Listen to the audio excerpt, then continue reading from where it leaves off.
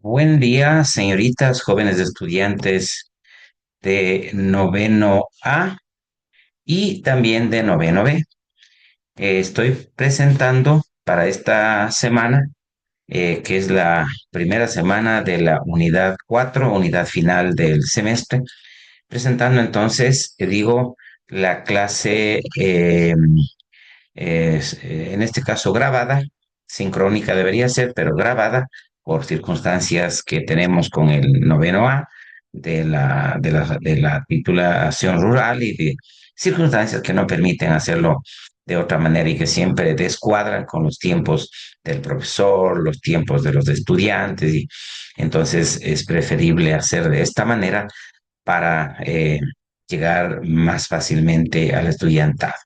Bueno, entonces estamos iniciando, como digo, la unidad 4 es una unidad cortita, muy cortita, apenas para 15 días, no más, dado que el semestre está terminando ya. Como ustedes conocen, hay una programación desde Vicerrectorado Académico en donde hasta la semana previa al 20 de julio habrá que ya haber salido con todo el proceso de las enseñanzas de aprendizajes, las evaluaciones, la utilización de recursos, etcétera, etcétera, que implica la formación académica para el 20 de julio ya iniciar los exámenes sumativos 2 o finales, así programado en el calendario académico del Consejo Universitario para el semestre 26-26. En esa circunstancia, señoritas, jóvenes estudiantes de noveno A sobre todo, estamos entonces cerrando el ciclo académico con actividades en 2 semanas. Esta semana, donde abordaremos dos temáticas de la unidad 4, y la siguiente semana otras dos temáticas de la unidad 4. Habrán evaluaciones, bueno, ya les estoy explicando con el aula virtual, y la última semana previa a exámenes ya está programada para cerrar evaluaciones, eh, situaciones que tengan estudiantes en cuanto a su formación académica, algunos incumplimientos de evaluaciones por diversas circunstancias, entonces para ir dando salida a estas dificultades y cerrar en los mejores términos posibles el semestre. Bien, dicho eso, señoritas jóvenes estudiantes, vamos entonces a iniciar el trabajo del académico del tema uno y 2 de la unidad 4, ¿no? Bien, así vamos a proceder entonces. Voy a presentar el aula virtual voy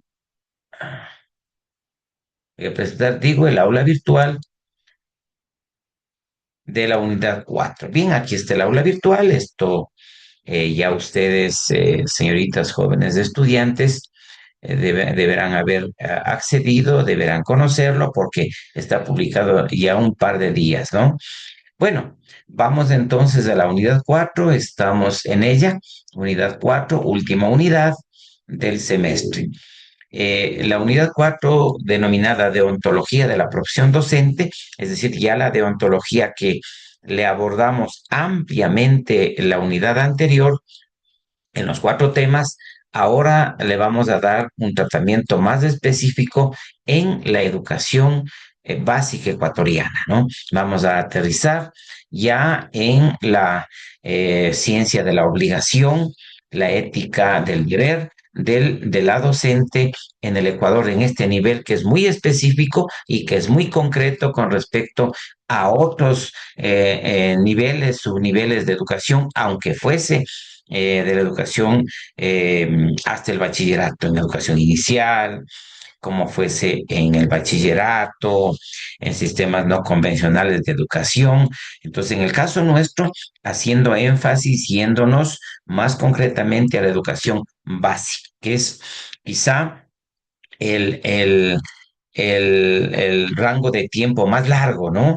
En la formación de estudiantes en los primeros niveles de la vida pedagógica, académica, hasta el bachillerato, porque acoge 10 grados, ¿no? 10 grados o al menos 9. ¿no? Claro, todavía hay algunas cosas que mejorar y yo creo que el ministerio diagnostica bien y dice, no, no, no, desde octavo, desde noveno ponemos profesores de especialidad, pero en la legalidad debería ser... em, estudiantes, digamos, profesionales de educación básica que asuman desde el segundo de básica hasta el décimo de básica. Bien, dicho eso, entonces los temas de la unidad 4, señoritas jóvenes de estudiantes, son la deontología, fundamentos, relaciones con la ética, moral, deber, derecho. Esto ya fue abordado. Vamos únicamente a quedarnos en la parte de la deontología, la ciencia de la obligación, las obligaciones docentes, porque el resto de contenidos, relaciones con otras ciencias, ya se abordó suficientemente en unidades y temas anteriores, ¿no? Y lo de fondo, el ser y el deber ser docente, el ser y el parecer, ¿no? La esencia y el accidente, ¿ya? Lo de fondo y de la forma es que no solo somos, también parecemos. También se trata de las formas, ¿no? Entonces, eso abordaremos hoy y la próxima semana, principios deontológicos, código deontológico, ¿no? Con eso estamos cerrando ya la temática de la unidad 4. En actividades, aquí quiero quedarme un rato, señoritas jóvenes de estudiantes de noveno, sobre todo, A. Entonces, aquí está este plancito de actividades planificado por el doctor Aro. Bueno, las primeras actividades, las 5 primeras actividades no reflejan mayor cambio ni nada, sino que es lo que se hace en el devenir del día a día en el semestre, ¿no? Lectura y revisión de materiales del aula, reflexiones, conferencias diapositivas, videos docentes, participación evaluativa, etcétera. Esto es lo normal, lo que se hace, hasta actividades asincrónicas. En nuestro caso, así lo hacemos, es decir, aunque grabamos la clase, en Zoom, lo hacemos asincrónico porque yo les envío el link a su aula virtual para que ustedes lo estudien, lo repasen y hagan el proceso de formación. Entonces, la unidad 4, lo de las 4 estas actividades últimas que voy a leer y voy a reflexionar un poquito, tienen que ver propiamente con lo nuevo, lo diferente, lo específico, ¿no? La unidad 4 se abordará en un tiempo reducido, eso ya se está diciendo, del 29 de junio al 12 de julio, es decir, desde el lunes de esta semana hasta el 12 domingo de la otra semana. Le puse hasta el domingo porque también habrán evaluaciones, presentaciones de tareas, etcétera, incluido fin de semana, y asimismo dice el calendario académico, ¿no? Luego se trabajará durante la última semana del PAO 26-26, después del 13 al 19 de julio, para actividades evaluativas, procesos pendientes, aportes atrasados, y hay unos puntitos suspensivos para otras cosas que cada quien de ustedes deba resolver. Esto ya es individual. Cada uno, aquí ya no es presidente de curso, no, cada uno resuelve sus problemas académicos porque la formación es individual, la aprobación, la promoción es individual, no es por liderazgos de directivas de curso, con el respeto a las directivas, sino que el proceso formativo, y esto es con cada uno de ustedes. Entonces, queda claro de que esto debe cada uno abordar su necesidad de resolver problemas, dificultades, atrasos en su formación, ¿no? Y dejar así lista de las calificaciones formativas grupales e individuales previo a receptar el examen sumativo 2. Hasta ahí lo que tiene que ver con el tiempo organizado previo al examen, ¿no? Muy clarito. La evaluación final sumativa 2 se incluirá los contenidos conceptuales de las 4 unidades, es decir, ahí son las 4 unidades, los saberes completos. Se recetará en horarios de las asignaturas A y B, el martes 21 y miércoles 22 de julio.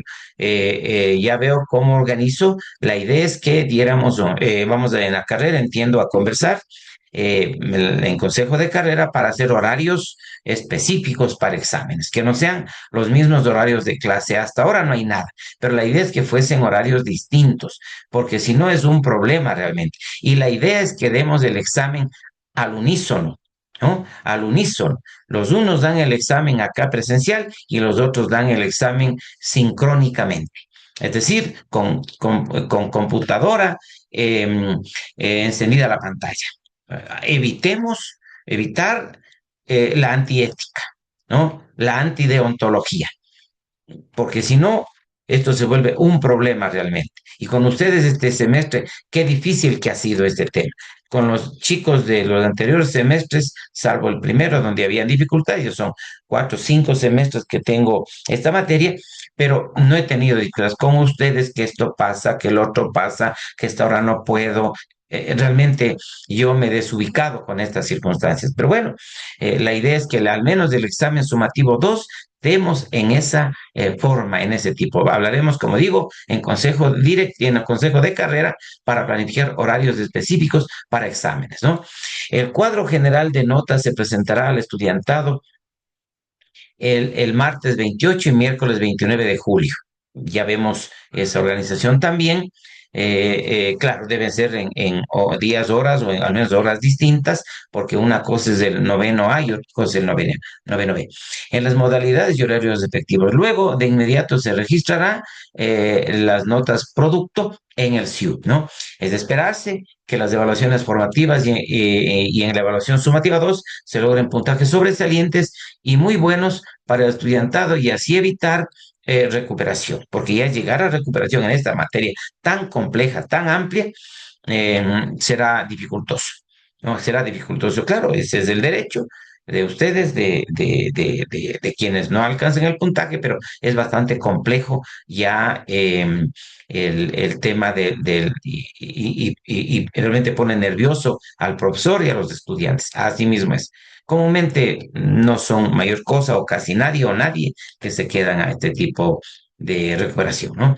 Y finalmente, luego de haber casos de estudiantes que requieran su examen de recuperación, este sí será presencial.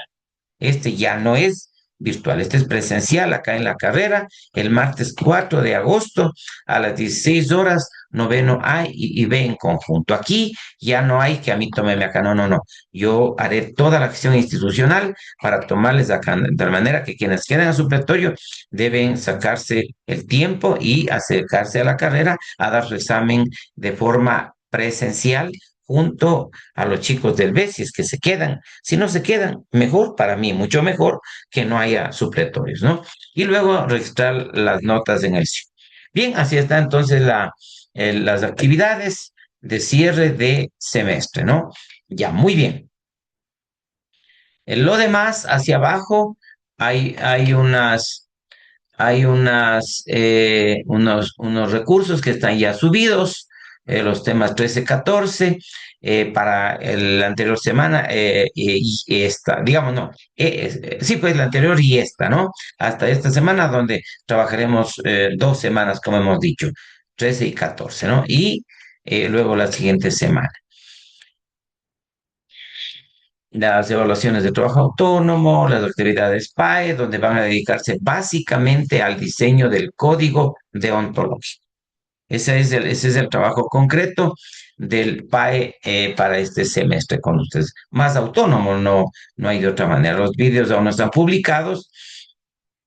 Esta es la guía PAE 3. Nadie se me ha dicho nada, nadie ha preguntado, nadie ha tenido el tiempito para hacer un WhatsApp, no tengo ninguna pregunta de nada, significa que todo está claro, nada está claro y no le interesa. Esa es la reflexión que siempre hago cuando nadie pregunta nada. Y es raro en este semestre que nadie pregunte nada. Parece que todo está bien, todo está perfecto. Esta es la guía PAE 3. Esta está publicada hace días. Espero que alguien pregunte. Está hasta el 12 de julio, es decir, hasta la siguiente semana para presentar. Lo que sí he de decir claramente, estudiantes, muy clarito, yo lo que hago es, sobre todo esta guía PAE, y todas, no solo esta, pasarle al antiplagio. Y si es que encuentro eh, copiado integralmente de esos materiales o documentos similares entre grupos, lamentaré decir que los puntajes serán de cero. Y al finalmente, bueno, yo soy el profesor, evalúo, conozco esta materia, soy especializado, esta es mi formación académica, soy hombre de filosofía con título de prueba, para que no se diga, es que pusimos esto y lo otro, ¿no? Entonces, por favor, debe ser hecho por ustedes, de forma grupal, los grupos ya tienen, que cada uno haga una parte y luego encontrarse, discutir, concretar, mejorar, discrepar, redactar lo que corresponde, ¿no? Consultar, poner un texto que corresponde a una norma jurídica, así es como debe estar este documento, y entonces poner el sello de todos y así presentar, ¿no? No hace falta citas. Sí, no hace falta poner citas aquí, referencias, si estarán al final, de donde tomaron informaciones, qué sé yo. Para hacer el código deontológico, estudiantes, yo me aseguraré hasta el infinito, bueno, conozco, estoy formado en ello, que ustedes hayan leído la Constitución, los artículos que corresponden a educación. Tendré el cuidado de mirar, solo con leer ya sabré de dónde han sacado, qué información tiene. La Constitución, la Ley Orgánica de Educación Intercultural, el reglamento de la Ley Orgánica de Educación Intercultural, donde están las funciones del docente y como que esos son los aspectos fundamentales para ir armando de manera lógica su código deontológico, ¿no? Pero adicionalmente debe ser tomado textos para hacer su código, porque es un código de obligaciones, un código de deberes, no es de derechos. Entonces, del Código Civil, de la ley orgánica de la ley orgánica de servicio público, porque esa ley es la que a usted le reconoce si es que va al sector público como profesor, inclusive del Código Penal, porque hay obligaciones para los ecuatorianos y entre los cuales está la docente. No vaya a ser que por ignorancia, por no conocer el Código Penal, cometemos barbaridades en el aula y luego se sanciona. Entonces, de ahí también observaré que hayan aspectos sacados a su código deontológico, ¿sí? Y también fundamentalmente, porque es una ley fundamental para atender derechos, el código de la niñez y adolescencia. También miraré que hayan observado, que hayan tomado información de las disposiciones del ministerio, porque saben ustedes que en la lógica de la normativa que fue visto hace algunas semanas, también están los acuerdos ministeriales, los decretos presidenciales, las disposiciones de autoridad competente. Entonces, el ministerio con disposición de ministerio, con acuerdo ministerial, eh, aprobó el currículo ecuatoriano, por ejemplo, funciones de los docentes, por ejemplo, etcétera, etcétera, etcétera, y que eso sí debe reflejarse en su código deontológico. No es una cosa así por hacer, bueno, que será evaluado. Y con esto termino esta parte de decirles, estudiantes, que el código deontológico aportará con un alto porcentaje para el examen sumativo 2. ¿No? Ya de esto que está aquí, yo en los siguientes días haré una rúbrica más específica. Esta es una rúbrica un poco genérica, con los mismos aspectos de esta rúbrica, pero haré una rúbrica detallada para aplicarse en la evaluación automática del código deontológico. No quisiera encontrarme con sorpresas, señoritas jóvenes de noveno, de noveno A sobre todo, ¿no? Bien, entonces, porque claro, al noveno B ya se explicó estas cosas. Y está ya la tarea remedial, muy clarita, estudiantes, muy clarita la tarea remedial. Son organizadores gráficos con revisión de antiplagio y distintos por cada unidad, ¿no? Puede ser un mentefacto, un esquema sinóptico, algunos que les pongo y pueden ser otros, pero no puede ser un galimatías, un champús, uno que sea una fanesca, que no sea ni mentefacto, ni cuadro sinóptico, sino de todo, no, específico. Tiene que ir a consultar cómo es que se redacta cada uno de estos instrumentos y con esto iba a ser mandala, mandala. Si es que es un esquema de secuencias, esquema de secuencias. Si es que es un mapa de ideas, mapa de ideas. Si es que es un cuadro comparativo, cuadro comparativo, pero no mezclado, cosas por aquí, cosas por allá, ¿ya? Entonces, donde sintetice los contenidos más trascendentes, cognitivos de cada unidad de asignatura, ¿no?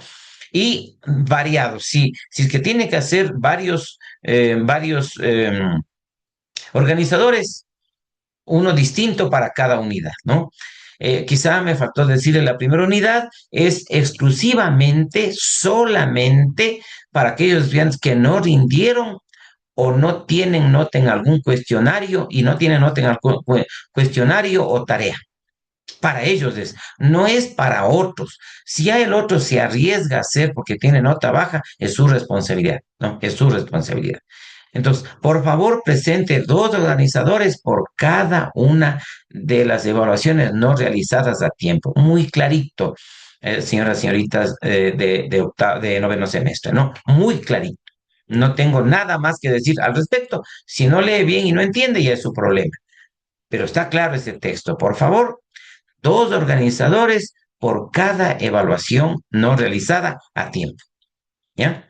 Pero destaque a la fecha, tema y unidad a la que corresponde registrar la nota. Tenga claro que se calificarán máximo dos evaluaciones no rendidas. Es decir, máximo dos. Si ya no rindió tres, la una lamentable. Porque no puede ser que tres evaluaciones no haya hecho, ya me parece irresponsabilidad, ¿no es cierto? Dos por una y otra. Y hay casos de aquí en noveno A, sobre todo, que ha sucedido. Es obligatorio que adjunte digamos, no, que adjunte los documentos justificantes. Algo tiene que haber pasado, algún documento tiene que haber. Eso en cumplimiento del reglamento de evaluación estudiantil del HCU de la UC, porque tampoco es así gratuito. O sea, tiene que haber el procedimiento. Lea el reglamento y ahí le dice qué tiene que hacer en el caso de no haber cumplido evaluación, ¿no? El trabajo deberá subirse hasta el 14 de julio. El aporte se registrará en link y en formato PDF, el link ahí, cosa de que yo doy un clic, ingreso, ya tengo, ¿no? Por favor. Ahí está la rúbrica y listo. Y por acá abajo creo que hay algo más, que eso acabo de habilitar. Ah, no, no he habilitado todavía. No he habilitado todavía. Hay el cuestionario de evaluación de la unidad 4, está solamente por habilitarse, ya está trabajado esta evaluación y que usted sabe, cada unidad hay que hacer una comprobación de saberes, ¿no? Y finalmente, los apuntes de la asignatura. Bueno, ahí entonces, para cerrar el semestre, en cuanto a las tareas, los trabajos, las evaluaciones, las indicaciones, los materiales, las actividades de la unidad 4 última del semestre. ¿Ah? Bueno, dejo de compartir y pasamos en sí mismo a la clase de hoy, señoritas, jóvenes estudiantes, ¿no? Asimismo voy a compartir, por favor, voy a compartir. Ya, muy bien, vamos ahí. Ya está el material, está listo. Vamos a ver, entonces, esta semana, digamos, sí, pues esta semana vamos a abordar dos temas, ¿no? Dos temas em, de 2 semanas, como he dicho, por el tiempo que está muy complicado. Bien, entonces, estudiantes,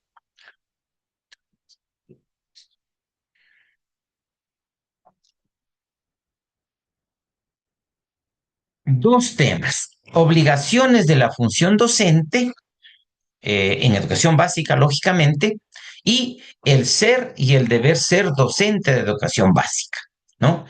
Una lectura ético-deontológica sobre la identidad y la normatividad de la práctica educativa, siempre con el sello de la educación básica. Este es el tema de las 2 semanas, un tema sintético, no tan largo, pero que va a ser importante. ¿Ya? Muy bien. Vamos. Esta vez lo planteo con el método problemático, ¿no? Es decir, primero un problema y luego vamos a ir viendo cómo resolver este problema. Bueno, la profesión docente no se agota en una técnica, asimismo es, ¿no? Implica una investidura, un sello, una característica, un empoderamiento ético, moral. No es solamente que conozca la pedagogía, que conozca las ciencias de la educación básica, sino, y más que todo, tenga una investidura, un sello, un título, ¿no? Un nivel ético moral, ¿no? Que la sociedad confiere a quien forma esas nuevas generaciones. La sociedad me reconoce, yo como docente imprimo ese sello. Me refiero al yo todos, al yo ustedes, ¿no? No yo como tal Osvaldo Aro, sino al yo docente, ¿ya?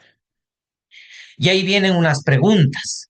¿Qué obliga realmente al docente, a la docente, la norma externa o su propia constitución como persona? ¿Qué obliga deontológicamente? ¿Acaso lo hace yo por cumplir la ley? ¿Por cumplir lo que dice el rector? ¿O es que lo hace por convicción? ¿Lo hace por investidura ética? Ahora mismo en la ruralidad, quizá usted está dilucidando respuestas a esta pregunta. Luego, el divorcio entre lo que el maestro es y lo que debería ser genera tensiones cotidianas en el aula. Sí, señor. Lo que realmente es del maestro y lo que debería ser y deber ser. El maestro es como tal porque tiene un título en la normativa, en el derecho, pero en la obligación es lo que debería ser, desde su esencia hasta su forma, ¿cierto? Desde su conocimiento amplio, ¿no? Camaleónico, diverso, pero en tres aspectos: en el conocimiento de la pedagogía, de las ciencias pedagógicas, currículo, evaluación, pedagogías didácticas, intercultural, y de las ciencias duras de la educación básica: matemática, lenguaje, sociales, naturales, educación física y ECA. Vea usted las unas ciencias generales y las otras tanto específicas o bastante específicas, ¿no es cierto? Ese es el conocimiento de lo que el maestro es, pero también de lo que debería ser la ética, la moral, ¿no? Es decir, el conocimiento de mis deberes, de mis obligaciones éticas. Esos dos chocan, esos dos aspectos chocan. Si es que no hay una formación integral que permita actuar de forma adecuada, equilibrada, tomar buenas decisiones en el aula, ¿ya? La educación básica exige examinar esta atención con especial rigor por su impacto formativo temprano. Es decir, vamos a tener niños pequeños, niñas pequeñas, que tienen muchos derechos y que así mismo debe ser, ¿no es cierto?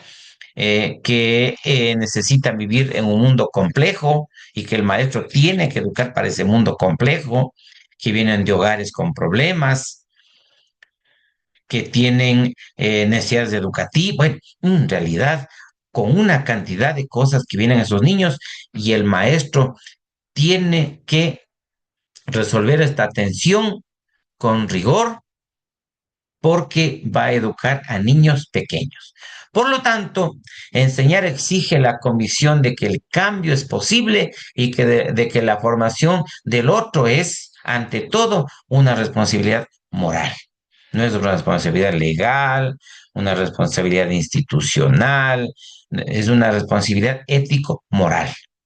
Ético-moral. Entonces, miren, ahí están las preguntas para reflexionar cómo actuar en el aula, cómo ser en el aula, qué es ser maestro, maestra, qué debería ser maestro, maestra. La ética y deontología, entonces, distinción conceptual. Voy a moverle un poquito esta parte de aquí que me está. Ahí está. Ahí. Ambas categorías son complementarias. Ujú. Pero operan en planos distintos del actuar profesional.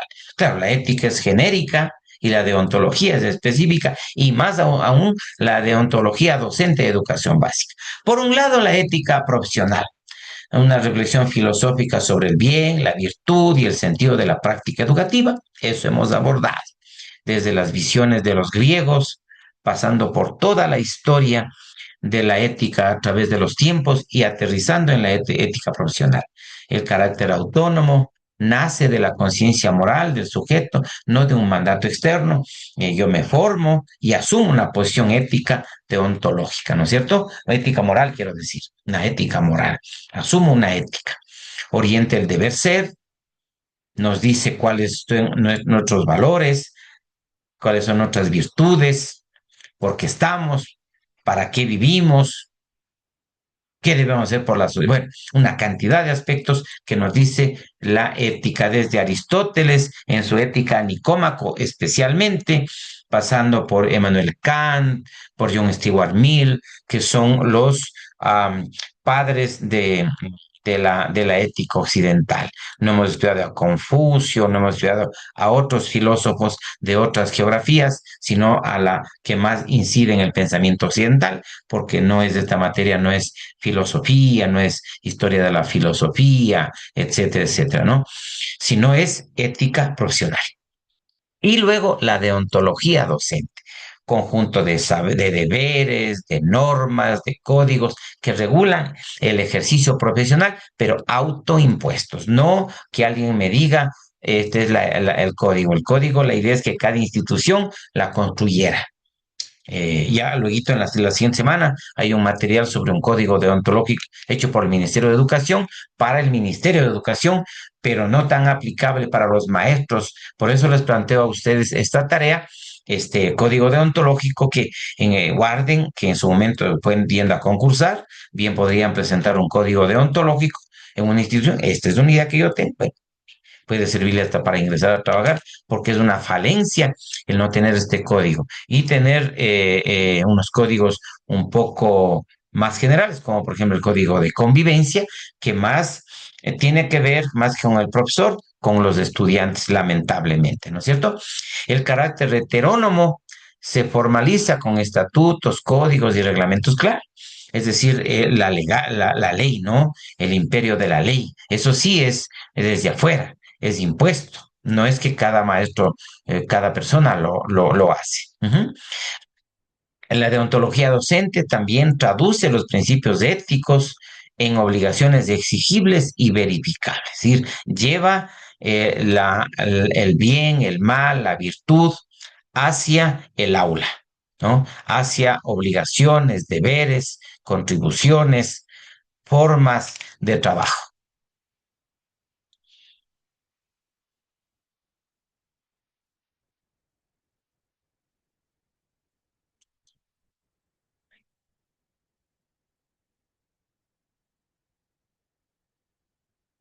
Bueno, el ser docente, ontología del educador. Se remite a la condición fáctica, histórica y subjetiva del maestro. Ontos es conocimiento, saber, ¿no? El ser remite a la condición fáctica, histórica y subjetiva del maestro o de cada persona.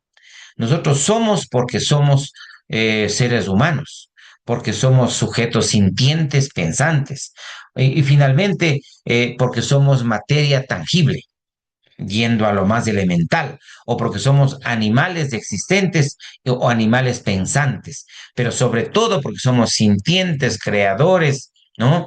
Porque somos sujetos reflexivos, que ese es el rasgo del ser, ¿no? La cosa en sí o el sujeto en sí, ¿no? Lo que efectivamente es con sus límites y posibilidades, es decir, lo que somos.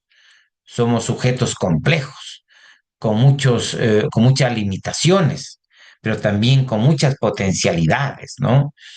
Es una persona, biografía, historia personal, creencias, vocación, circunstancias.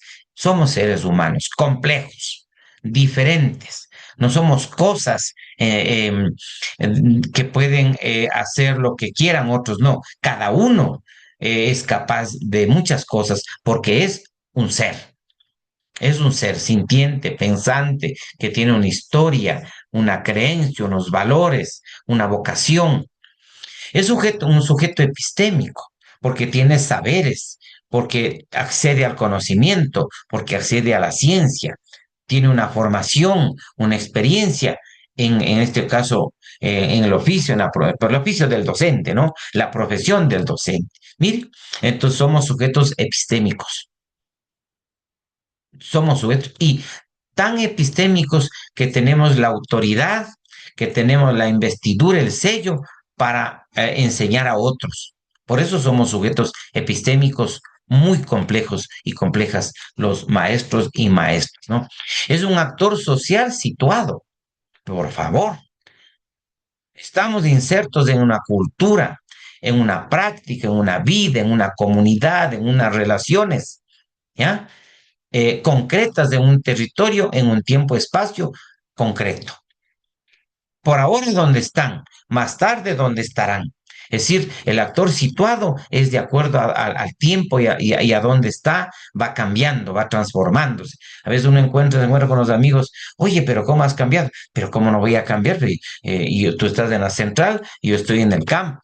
Tú estás en la central, yo estoy trabajando en el oriente, por ejemplo. Entonces somos actores situados, ¿no? Somos agentes morales fiables. ¿Qué cosa más importante? Agentes morales fiables, capaz del error, ¿sí? Capaz de equivocarnos, capaz de la virtud y del crecimiento, no un ideal abstracto y perfecto.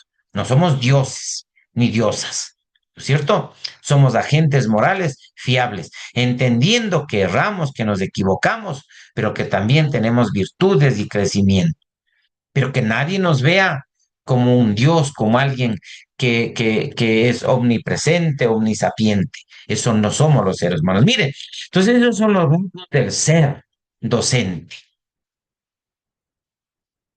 El deber ser docente, el deber ser docente, el deber ser docente, ¿no? La dimensión normativa, la dimensión ética, moral, deontológica. El deber ser expresa el horizonte normativo ideal que orienta y exige la práctica docente, más allá de su realidad efectiva. Es decir, ya no somos solo seres, sino somos seres con una particularidad, con formas distintas, ¿no? Que nos recogemos a una realidad, ser maestros concretos. Por ejemplo, el horizonte normativo, las normas que nos cobijan, ¿no? Conjunto de fines, valores de la profesión que persiguen como ideal regulativo. Es decir, hay normas, hay valores, hay cultura, hay moral, ¿no? Que nos orienta, que nos persigue, que nos obliga a nosotros, ¿no es cierto? Entonces somos sujetos normativos, somos sujetos heterónomos, porque también nos impone la norma. Claro, tenemos un mandato institucional, pero desde luego que sí. Es decir, lo que la institución, en este caso desde el ministerio o desde el Estado mismo, nos exige, y la escuela, el colegio donde estamos. Entonces, exigencias formalizadas en leyes, en estatutos, en códigos de ética profesional. ¿Mm? Mire usted, entonces, porque estamos, por ejemplo, ahora mismo en una institución haciendo su práctica integral. ¿Ya? Somos o debemos ser más que somos un modelo de excelencia. El maestro, la maestra, es un modelo a seguir, es un epísteme a seguir, es un ser paradigmático, ¿no? Impone sus modos, sus formas, siempre que tenga el conocimiento y la ética de vida, ¿no? Entonces, es el perfil aspiracional del buen maestro, construido social e históricamente. Esa es la aspiración, ese es el sentido de la escuela. Y los centralinos, si somos de algún modo modelos de excelencia, modelos de calidad, modelos de acción, modelos de visión, modelos de éticos. Los niños, los jóvenes, la sociedad, así nos ve y nos debe ver. Ese es nuestro deber ser fundamental, dejar una huella, un sello. Tiene compromiso transformador el deber ser. Es responsable de contribuir a una sociedad más justa, más humana, ¿no? Que atienda a los niños, a la sociedad, a través de la formación. En este caso, de la formación, porque somos maestros y maestras. Miren, el ser y el deber ser. El deber ser es cómo somos en las formas de ser. Yo decía en la presencialidad por acá en su momento, hasta cómo nos vestimos. No sé si a ustedes les he dicho también en vídeos anteriores, ¿no? Hasta cómo nos vestimos, hasta cómo hablamos, con qué pasión o con qué desarraigo hablamos, ¿no es cierto? Así sin decir nada, callados, como que, no, no, no. Los maestros tenemos que tener esa fuerza moral para sentar un sello, sentar un paradigma en la gente. Que diga, mire, ahí pasa la maestra, miren, ahí pasa la profesora, conversemos con ella, ¿no? Ese es el maestro que se aspira, que seamos un foco que jale la mirada en la sociedad, en la comunidad. Ahora, hay una tensión entre el ser y el deber ser, una tensión, una lucha permanente. El docente habita una brecha permanente entre lo que es y lo que la profesión le exige llegar a ser. El docente habita en una brecha, ¿no es cierto? En un paradigma que se debe terminar para dar cabida a otro paradigma, ¿no es cierto? Entre dos, y ahí tiene que tomar decisiones, ¿no? Dos dilemas, o más bien un dilema de dos posibilidades, entre lo que es como tal y lo que exige la profesión. Yo ya soy profesor, hago poco, o la profesión me exige ser calidad, ser un maestro transformador, un maestro bien formado, que esté cada momento actualizando, etcétera, ¿no? Entonces el ser es la praxis, el ser es la praxis, pero esa praxis, miren cómo se relaciona también con el deber ser, la ética. Lo fáctico es el ser, lo real, lo dado, lo que tengo, lo que soy como ser humano, con un título profesional, hasta ahí soy.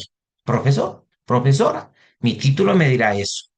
El deber ser, lo normativo, lo ideal, lo exigido y lo autoexigido.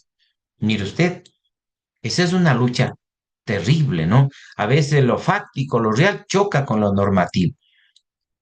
A veces lo real choca con lo ideal. Yo no, decimos, oye, no, solo profesor nomás soy, no, no, no voy a cambiar el mundo solito, decimos, ¿no es cierto? Entonces, esa lucha entre el ser y el deber ser, y ahí la praxis ética. Primero la praxis de maestro, maestra en el aula, y con esa ética y deontología. La brecha como motor formativo, esa brecha esa transformación, ¿no? El dejarlo uno para hacerlo otro, esa pared que separa entre dos, ¿no es cierto? No es una falla a eliminar, pues, la brecha, sino el espacio donde ocurre el desarrollo profesional, claro. Hay un rompimiento de lo tradicional por lo nuevo, romper la brecha, acabar esa brecha. La conciencia de la distancia entre el ser y el deber ser. El ser sostiene la autocrítica docente. el, el, el- esa forma que el maestro debe siempre estar autocuestionando las cosas que hace, buscando formas de mejorar. Ujú. Y luego ese deber ser se vuelve en otro ser superior. Ese ser invita necesariamente, ética, filosóficamente, a un ser diferente, cuando ya cumplió la meta del deber ser. Ya soy ahora, quise ser, ya soy, y vendrá otro deber ser y otra brecha y otra lucha. Negar la atención produce conformismo, exagerarla produce culpa paralizante. Claro, no podemos y no debemos negar la tensión, esa disputa entre el ser y el deber ser, pero tampoco se trata de quedarme solo en el ser, ni siempre priorizar el deber ser al ser, equilibrar entre el ser y el deber ser. Finalmente somos seres humanos, tenemos necesidades, tenemos vida. Entonces, esa lucha siempre va a estar aquí, la famosa brecha entre el ser y el deber ser. El deber ser, fundamentos. El kantismo y el aristotelismo, ¿no es cierto? La ética de Kant, el deber ser vale por sí mismo, no por sus consecuencias o beneficios. Sí, para Kant, la felicidad del ser humano es el servicio a los demás. Entonces, en este caso, el deber docente vale por sí mismo. Es decir, yo soy y debo ser porque eso me hace feliz. No porque voy a ganar más, ni porque voy a ascender, sino porque así es como debo ser maestro o maestra. Así dice Emmanuel Kant. El imperativo categórico exige tratar a cada estudiante como fin, nunca como un medio. A cada estudiante lo que merece, a cada estudiante la mejor enseñanza. El imperativo categórico, el deber ser, es el imperativo categórico, el ser docente, ¿no?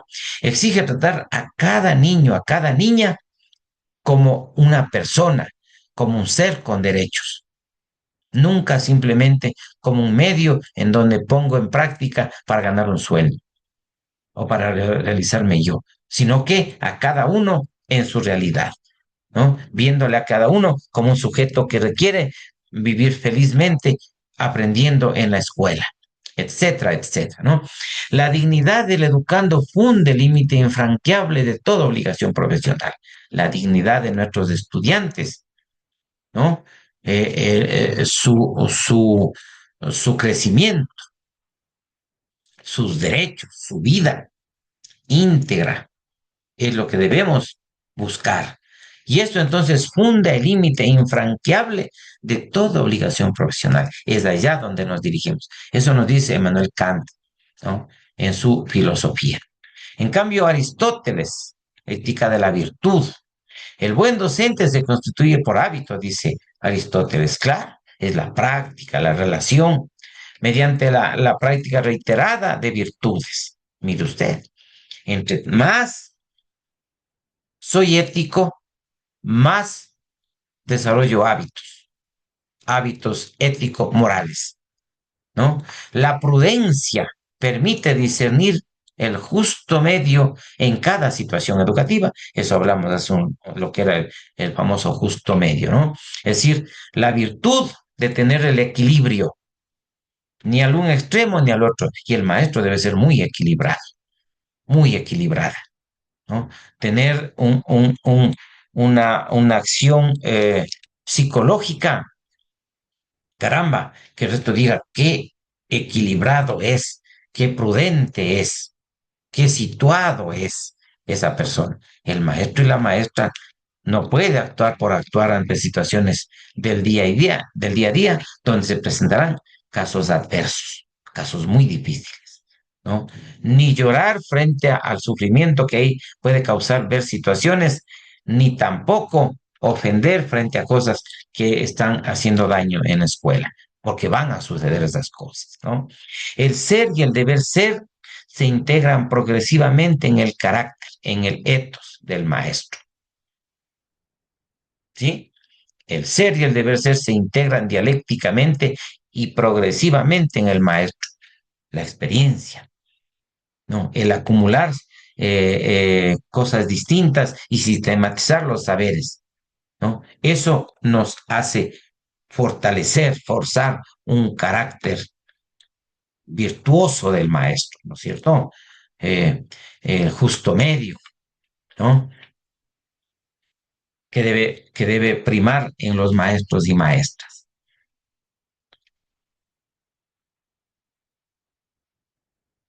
Los códigos deontológicos. Dicho lo anterior, vamos entonces un poquito a entrar al código deontológico de docentes. Los códigos traducen los principios éticos de deberes formalmente exigibles de la profesión. Entonces, los códigos son normas autoimpuestas, organizadas, sistemáticas, ¿no? De la función que cada profesión, en este caso la docencia de educación básica, debe llevar adelante. Entonces, tiene algunas funciones, algunos valores, algunas aplicaciones fundamentales para la vida profesional. Por ejemplo, una función orientadora. Brinda referentes para no cometer errores, de cómo yo debo actuar en mis deberes, qué debo hacer en mis deberes, con la planificación, con la evaluación, eh, con el conocimiento de las materias, con los métodos de enseñanza, que es la didáctica, con el enfoque pedagógico primero, con las formas de enseñanza, con cómo evalúo, con la relación que tengo con los padres de familia, con la atención que hago a mis estudiantes en sus necesidades formativas, ¿no? En sus necesidades específicas, con la relación que tengo con mis colegas, con la autoridad, con la comunidad, con las disposiciones del Ministerio de Educación. Bueno, el maestro realmente es una persona, es una profesión multifacética, multifacética. Y a eso orienta el código. Función protectora. El código me protege, me permite no exagerarme en las cosas, me permite actuar con prudencia y eso me va a proteger. El código protege, ¿sí? Protege. Yo diría que el código, como es una norma autoimpuesta, autonorma, ético-moral de obligaciones al propio docente para no cometer cosas a los estudiantes que luego me implique inclusive sanciones legales, ¿no es cierto? Es una función legitimadora, otorga estatus, reconocimiento a la función docente. Ujú. Le da un sello, le da una categoría, le da una investidura al ser maestro y maestra, ¿ya? Y una función sancionadora también, porque puede ser que cometa cosas, ¿no? Que me exceda en lo que debo hacer y eso puede ser que me haga caer en cosas antiéticas o inclusive ilegales y por tanto me implique alguna sanción por incumplimiento, ¿no? Sin embargo, un código ético tiene riesgos de formalismo, ¿sí? Un código sin convicción ética interiorizada degenera en el cumplimiento mecánico. O sea, yo hago eso, chuta, para que no me cuestionen, para que no me digan que he hecho mal, y realmente yo, más que pasar haciendo cosas distintas, paso frenando a mí en funciones. Eso es formalismo, claro. Es decir, simplemente para cumplirse. La letra de la norma sin el espíritu del deber, el deber ser. La deontología sin ética es vacía, la ética sin deontología inerte. Sí, sí. Es decir, debe tener aspectos éticos para transformar, para cambiar, como dice la ética. Y la ética en la deontología también debe ser viva, debe ser transformadora para no anquilosar a la labor del docente. Cuatro obligaciones de la obligación docente, la obligación del docente, ¿no? Estas son vitales, estas son vitales. La educación para la transformación, eh, la educación para el cambio, la educación al servicio del ser humano, ¿ya? Esto ya está vigente desde hace algunos años, de la reforma del 95, de ahí durante este siglo, en lo que vamos, este cuarto de siglo, se han hecho varios cambios donde se ha puesto en vigencia este modelo integrador de saberes. Ujú. Saber, la dimensión epistémica, que ya hace rato se dijo, lo que yo conozco. Conozco el conocimiento de las ciencias básicas, pero también conozco, tengo acceso, soy muy bueno, soy muy buena en el conocimiento de las ciencias de la educación, ¿sí? La dimensión, somos seres epistémicos, ¿no?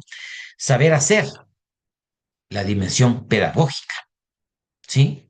El cómo hacemos el aula, el cómo enseñamos destrezas, capacidades a nuestros estudiantes, el saber hacer.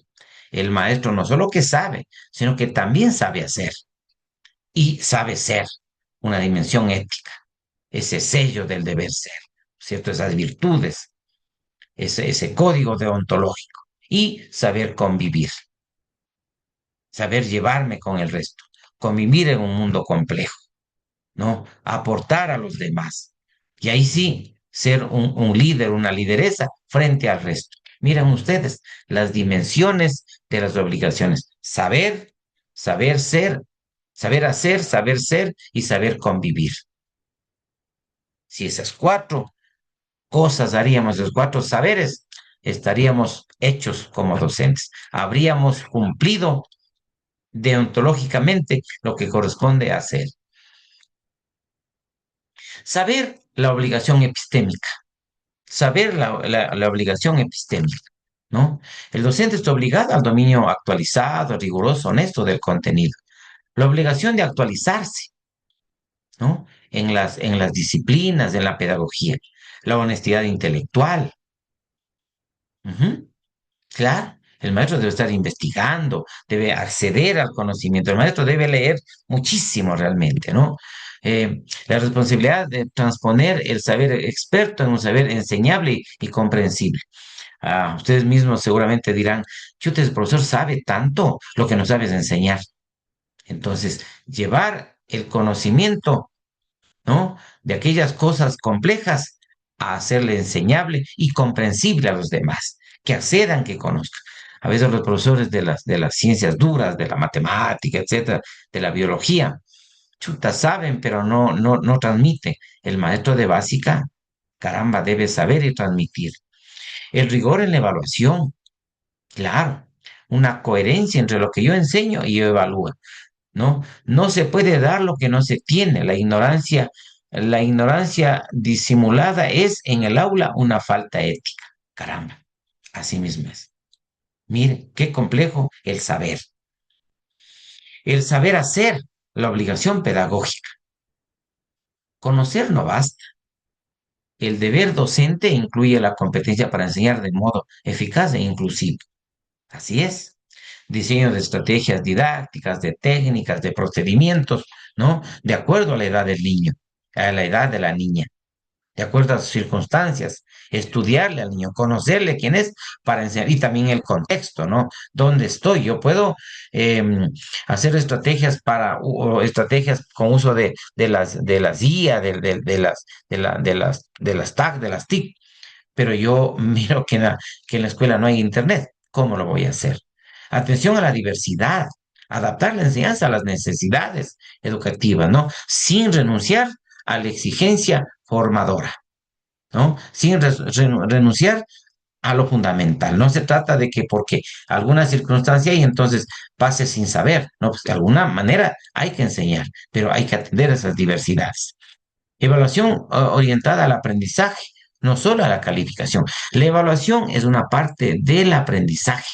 El estudiante aprende en tanto es correctamente evaluado, ¿no? Y el profesor enseña inclusive con la evaluación. La evaluación no está separada de la enseñanza-aprendizaje. Uso responsable de recursos, tiempo, etcétera. El saber sin método se vuelve incomunicable. El método sin saber, vacío de contenido. El saber hacer. El maestro debe saber hacer. El maestro también debe saber ser en relación al resto. la dimensión nuclear, el modo de ser del docente. Educa tanto como sus palabras. A veces solo con mirar, con escuchar, basta. No necesita tanta explicación. Coherencia entre el discurso moral y la conducta observable en el aula. ¿Cierto? Dar el consejo, pero demostrar. Me dicen nuestros padres, nuestras madres, más nos han enseñado siendo que diciendo. Claro, no se trata de pasar diciendo cosas, sino haciendo y demostrando. Ejemplaridad. El docente es modelo involuntario de actuación para sus... Sí, sí, es un modelo, es un paradigma. El profesor, o no lo es. Yo creo que la mayor parte de maestros no lo son, pocos son. Quizá los centralinos lo son. Autocuidado y equilibrio emocional, la condición de la responsabilidad con el resto. Sí, sí, debe ser muy equilibrado. Eso ya se dijo hace rato. ¿No? Y disposición permanente a la autocrítica, a la autocorrección, al llamado de atención, a las recomendaciones, a las sugerencias. A veces los maestros no quieren una sugerencia y eso no está bien, ética deontológicamente. Se educa más por lo que se es que por lo que se dice. Eso mismo es así, ¿no es cierto? El ejemplo, el ejemplo. El maestro es un ejemplo. Su palabra es autoridad, correcto. Suficiente con algunas acciones, ya la gente dice, este es el maestro o no lo es. Ajá. Saber convivir con el resto. Hoy en un mundo muy individualista, en un mundo donde todos o casi todos estamos en una aldea virtual, agazapados, bravos, enojados. No queremos hablar con nadie, ni en nuestra casa. Claro, cada quien se esconde en su dormitorio, ahí come, ahí tiene el baño, todo. No, no, no. El maestro tiene que convivir, tiene que participar en los deportes, participar en reuniones, conversar, hablar, ¿no? En el aula, en la escuela y en la comunidad. Esa es una obligación social. Tal vez no sea penado, tal vez no sea heterónomo, sino más bien autónomo, pero sí, es una obligación social. Entonces, construcción de un clima escolar basado en el respeto, en la resolución pacífica, razonada, acordada de conflictos que hay todos los días. La escuela debe tener un clima adecuado, agradable, bonito, donde cada quien llegue, se sienta bien. Hay maestros que son, por ejemplo, yo soy un maestro muy serio, ¿no? Eso me dicen el doctor Ardo, muy bravo, dice. Quizá se me ve así, pero trato de ser serio, siempre lo he sido, pero soy de reírme, de relacionarme adecuadamente, de participar, de bailar, de jugar. Sí, sí, sí, sí. Pero debemos fortalecer un espacio agradable, acogedor, ¿no? Colaboración profesional, trabajo en equipo. Así es. Así es, el maestro o maestra no está solo en el mundo, tiene que trabajar con el resto. Una comunicación honesta, respetuosa, con las familias, con los niños, con la comunidad educativa. Maestro muy equitativo, inclusivo, ¿no? Como bienes sociales de la escuela, como cosas que suceden en la escuela, que son parte del clima mismo, ¿no? Es decir, a esa escuela vas y te incluyen, son muy equitativos. A esa escuela vas y te sientes seguro. Ahí te respetan, ¿no? Ahí trabajan en equipo, ahí colaboran, siempre hay una bienvenida, etcétera. Nadie enseña en soledad. La convivencia escolar es ya en sí misma un contenido ético. Linda reflexión. Nadie enseña en soledad. Yo solito no enseño. Junto a mí está la carrera, la universidad, ¿no? Para enseñarles a ustedes. Pese a la distancia y a estas circunstancias que no podemos hacerlo presencialmente. Ajá. Saber convivir, responsabilidad profesional y rendición de cuentas. Hasta por acá estamos casi llegando allá. ¿Ah? Responsabilidad profesional y rendición de cuentas. El maestro es evaluado. rinde cuentas, porque recibe un dinero del Estado o si es particular, recibe un dinero de la escuela. Y eso implica, y eso implica que tenemos que rendir cuentas de lo que hacemos. Nos evalúan, tenemos que entregar informes, etcétera, ¿no? Entonces, responsabilidad individual ante la propia conciencia y el proyecto vocacional de vida, ante la institución, ante la escuela, ante el Estado, ante la sociedad, ¿no? Y también responsabilidades jurídicas, ante el marco normativo, leyes vigentes, etcétera, etcétera, etcétera. Ajá. Y creo que hasta allí la clase de hoy, señoritas jóvenes de estudiantes, las obligaciones docentes, el ser y el deber ser. Dos temas de la unidad 4, ¿no? Dejo de compartir, ¿ya? Estudiantes, con esto entonces estamos avanzando, estamos ya saliendo casi del semestre. Por favor, preparen, lean, preocúpense y que nos vaya saliendo muy bien los aprendizajes. En estos días entramos en evaluaciones y debemos salir exitosamente, ¿no? Buenos días, buenas tardes, buenas noches, estén donde estén. Pasen muy bien.